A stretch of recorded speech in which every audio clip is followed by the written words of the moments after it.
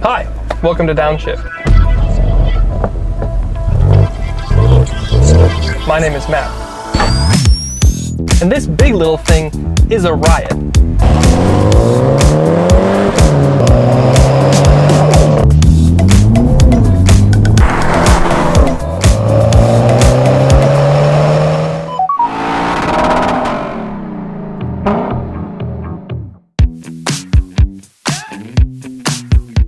This is the Mini Cooper Countryman. It's Mini's biggest offering, and Slates is the lineup's SUV offering. But it's also the spicy John Cooper Works one, which means it's quick. So is it performance Mini SUV an oxymoron? Thanks to International Mini for letting us have a go so we can find out. Is a Mini Countryman not a real Mini? Did it lose its soul? Is it too big? The answer is we have to face a reality. People on the internet are watching this either because they're Mini enthusiasts, potential Mini buyers, or they just love my face. It's probably mostly the Mini enthusiast ones, so you can't take YouTube comments as true representations of the buying public and of the market.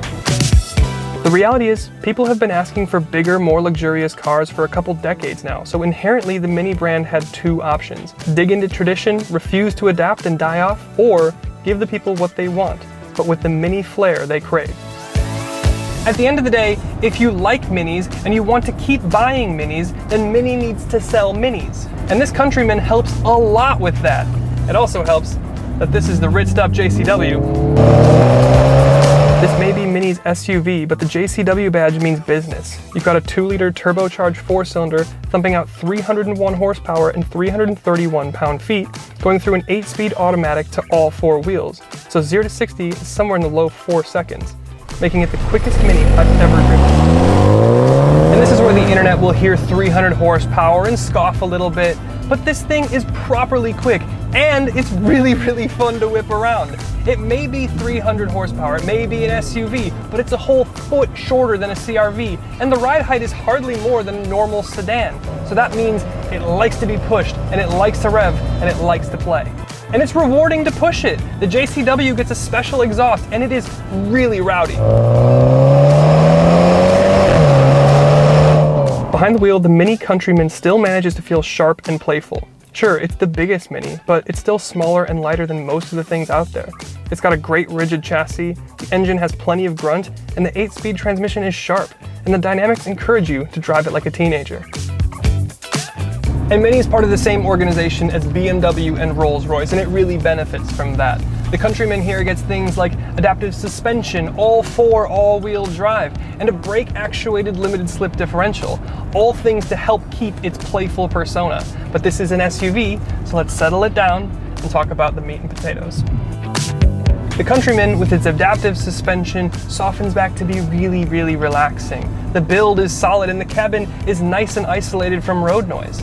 The driving experience, when you just want it to be a car, can actually be much more civilized than you were probably anticipating. All in all, this Countryman is a lot more well-rounded than I think I was expecting. Plus, it has just that dash of habanero from the JCW bit. So let's step outside and talk some finer details.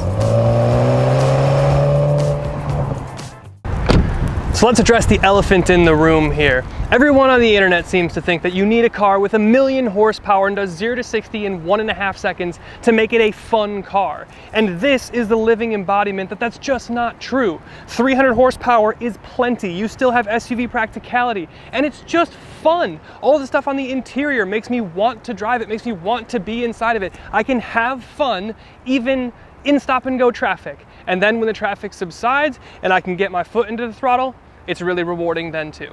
But then talking about the way that this thing looks. It's chili red and has black accents all over the place. You've got your roof color in carbon black. You have black A-pillars, B-pillars, C-pillars, D-pillars, roof rails, and a double pano roof.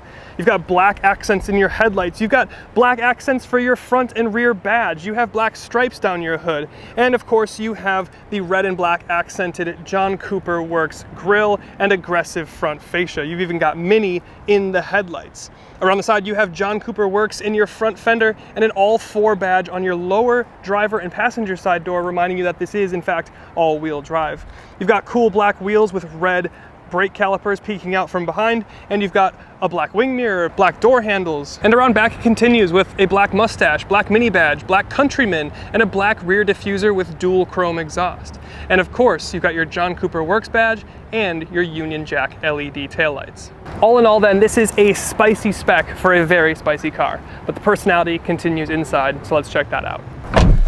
And then the thing that I love most about Minis is they don't take themselves nearly as seriously as their BMW and Rolls-Royce counterparts. There's a sense of levity and humor and just kind of childlike wonderment in these cars, and it's just fun. Most cars use rectangles to dominate the interior because screens are generally that shape, and they simply fit the interior better. Not this Mini though. There are circles everywhere. The most dominating one is in your center stack, and the center light does stuff based on what you're doing. It doesn't really have a practical purpose, but again, it's just fun. You adjust the volume, you have an animation to go along with it. You have backup proximity with green, yellow, and red. You've got climate animations, fan speed animations, and of course drive mode animations as well.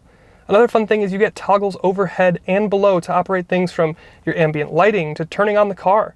Again, most cars would use toggle switches to feel hardcore and intense, but there's just a sense of silliness here that's just cool. But it's not all quirks and fun gimmicks. You also have the usual fare like Apple CarPlay and Android Auto. You've got the most sensible wireless charger I've ever seen because it uses spring tension to keep your phone in place so it actually charges. It's not quite perfect though. It doesn't have a 360 camera, the phone integration isn't wireless, and the circle theme is cool and fun, but it kind of results in the screens being smaller than they would otherwise be. And some of those are more nitpicks than actual issues, but in terms of the actual practicality of this mini SUV, it's shockingly big on the inside.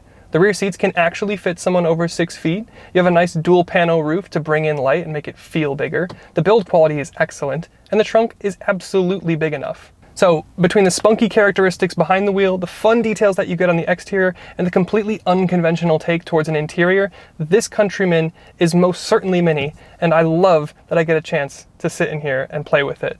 So let's get into the final thoughts.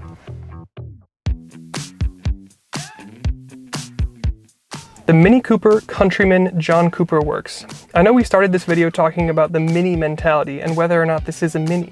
And what it comes down to for me from this experience is that Mini doesn't have as much to do with the size as it does with the personality. There are very few, if any, cars on the road today that pack as much personality and character into the experience as the Mini lineup.